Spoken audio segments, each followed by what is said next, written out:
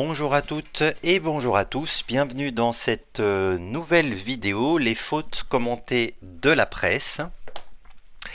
4 publications que j'ai sélectionnées spécialement pour vous.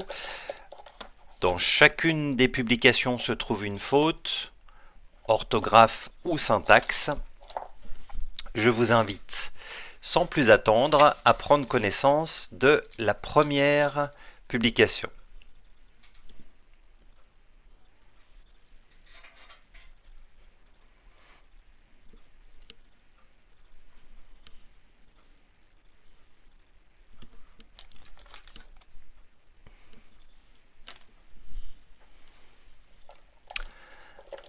Alors, hormis le fait qu'il manque un point à la fin de la phrase, je dégaine mon stylo vert puisqu'il s'agit d'une faute de syntaxe. Vous voyez ici que la phrase commence par un participe passé. C'est tout à fait possible. La seule condition, je vous la rappelle, c'est que le sujet qui vient après la virgule soit en lien avec ce participe passé. En lien d'un point de vue contextuel et en lien d'un point de vue orthographique, puisque c'est également la règle. Le participe passé qui débute une phrase s'accorde avec le sujet qui vient après la virgule. Le problème ici, c'est que nous ne sommes pas en lien avec le contexte. C'est pas la famille qui a disparu après une alarme incendie, c'est quelqu'un.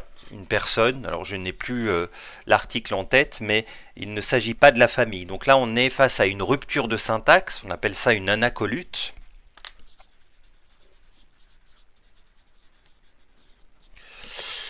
Et il faut régler le problème.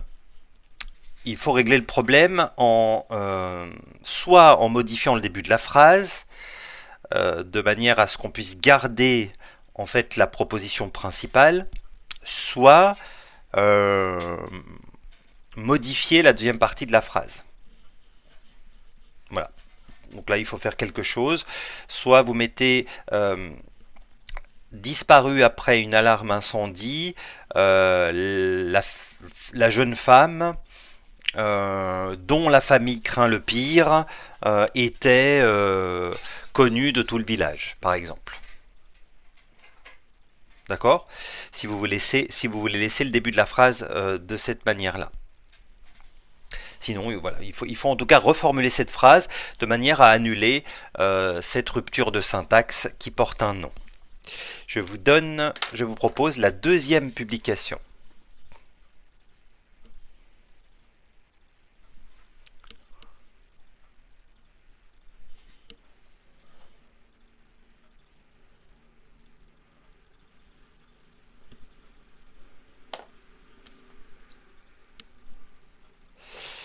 Alors, ici, il s'agit du quand.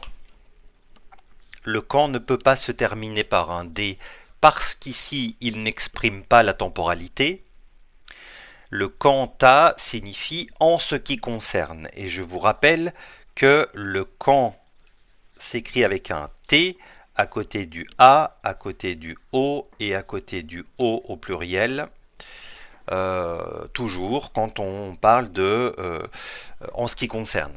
Donc ici c'était bien en ce qui concerne sa femme, il fallait donc écrire Q-U-A-N-T. Je précise qu'ici le de est correct, hein. Je vous rappelle la règle, le D, le déterminant D ne serait pas possible quand l'adjectif précède le nom au sein d'un groupe nominal. Le voici, le groupe nominal. L'adjectif est là, le nom est ici. Quand l'adjectif précède le nom, le D devient de. Donc ce n'est pas une erreur. Et j'en profite pour vous rappeler cette règle qui est très peu connue et sur laquelle on s'assoit d'ailleurs lorsque nous parlons. Ensuite, RTS Info, troisième publication.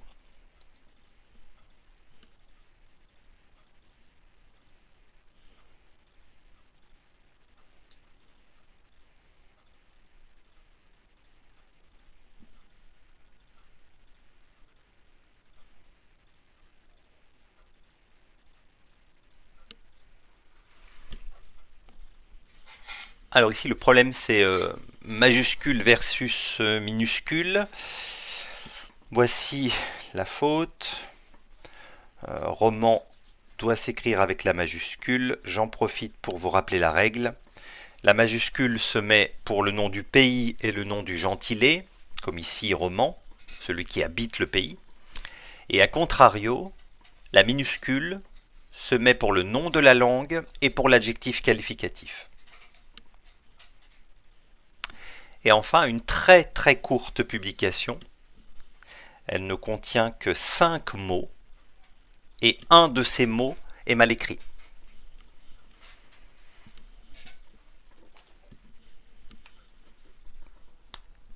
C'est bien évidemment le participe passé vu qui aurait dû s'accorder.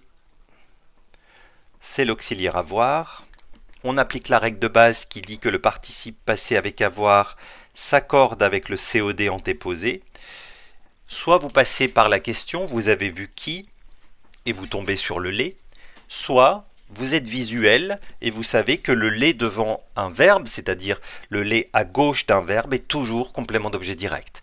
Donc le COD on le voit, le COD on peut le retrouver au travers de la question vous avez vu qui. Ici la règle de base n'a pas été accordée. C'est bien dommage puisqu'on n'est même pas sur une exception ou un accord complexe. On est face à une règle tout à fait basique. Voilà, je vous remercie beaucoup pour votre attention. Ça m'a fait plaisir de partager cette analyse avec vous. Je vous donne rendez-vous pour les fautes commentées de la presse dans 3 semaines, si ma mémoire est bonne. La semaine prochaine, je vous poserai une question, est-ce possible? Donc on se donne rendez-vous le 8 mars. Je vous dis donc à très bientôt et n'hésitez pas, comme d'habitude, à réagir au travers de vos commentaires. À bientôt!